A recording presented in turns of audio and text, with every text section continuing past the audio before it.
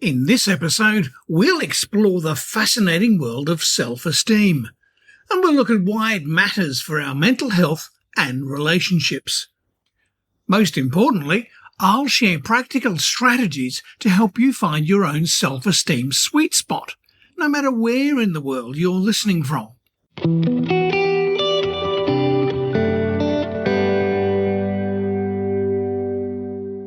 G'day.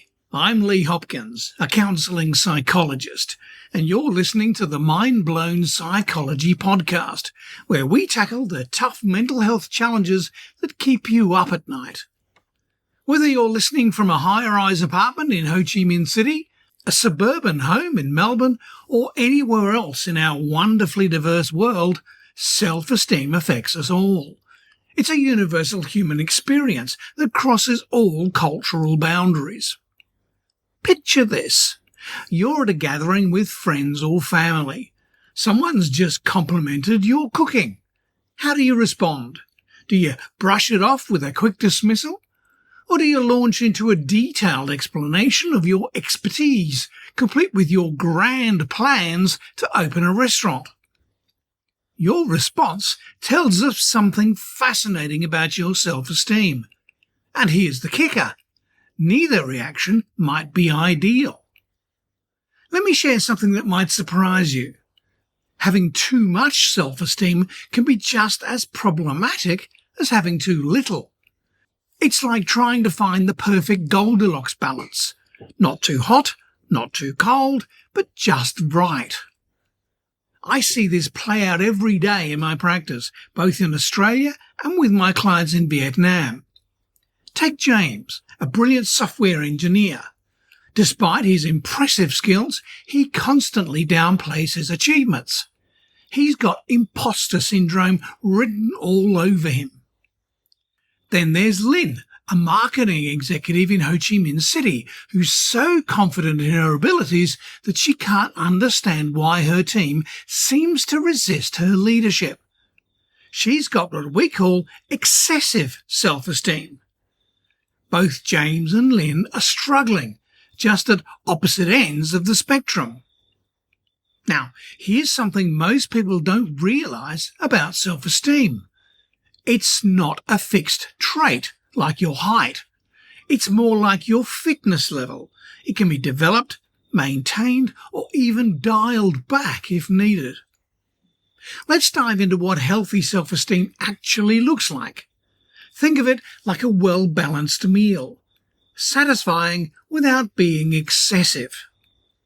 Someone with healthy self-esteem can accept both praise and criticism with grace, take reasonable risks without being reckless, acknowledge their mistakes without beating themselves up, and celebrate their successes without diminishing others.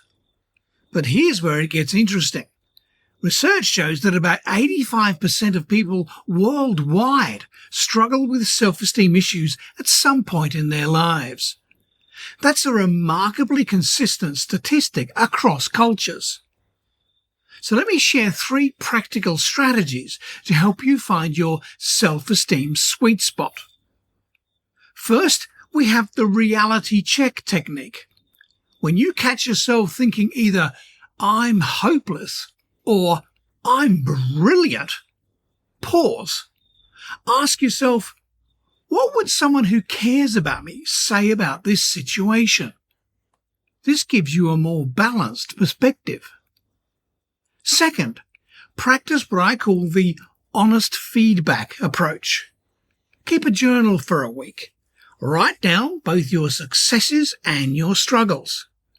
Be honest with yourself. As honest as you'd be with your closest friend. Third, use the growth mindset method.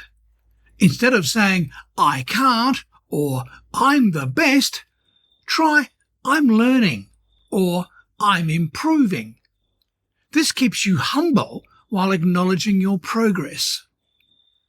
Now, here's something that might challenge your thinking. Many people believe that self-esteem comes from achievement. But there's more to it than that, much more.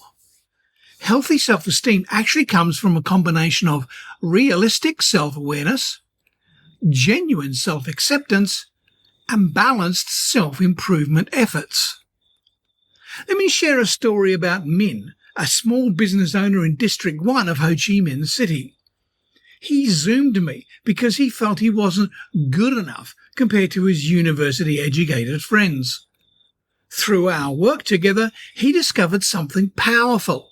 His practical business sense and people skills were just as valuable as any degree. Min's journey taught me something important. Sometimes the path to healthy self-esteem isn't about changing who you are. It's about changing how you see who you are. Now, let me share some practical exercises you can start using today. These work regardless of your cultural background or where you live. Exercise 1. The Morning Mirror Practice. Each morning, look in the mirror and name 3 things you appreciate about yourself. 1 about your appearance, 1 about your character, and 1 about your abilities. For example, I have kind eyes, I'm reliable, and I'm good at solving problems. Do this for 2 weeks straight. It might feel uncomfortable at first, but stick with it. The discomfort is part of the growth. Exercise 2. The Balanced Achievement Journal. Get yourself a notebook or open a notes app on your phone. Each evening, write down 1 thing you did well today, 1 thing you could improve, and 1 thing you learned. The key here is balance. You're not looking for perfection or beating yourself up. You're aiming for honest reflection. Exercise 3. The Feedback Framework. This one's particularly powerful. When someone gives you feedback, positive or negative, try this 3-step process. First, take a deep breath. Give yourself that moment to centre yourself. Second, say, "Thank you for sharing that with me." This acknowledgement creates space between the feedback and your reaction. And third, ask yourself, what can I learn from this? Now notice I didn't say, is this true or false? That's too simplistic. Instead, we're looking for the learning opportunity. Here's something that might surprise you.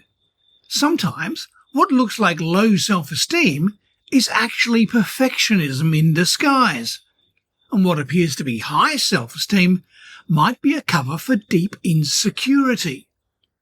Think about that for a moment. It's like judging a book by its cover.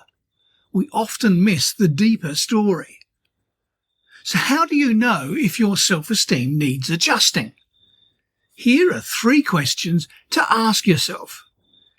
Can you accept compliments without deflecting or elaborating? Do you make decisions based on what you want rather than what others expect?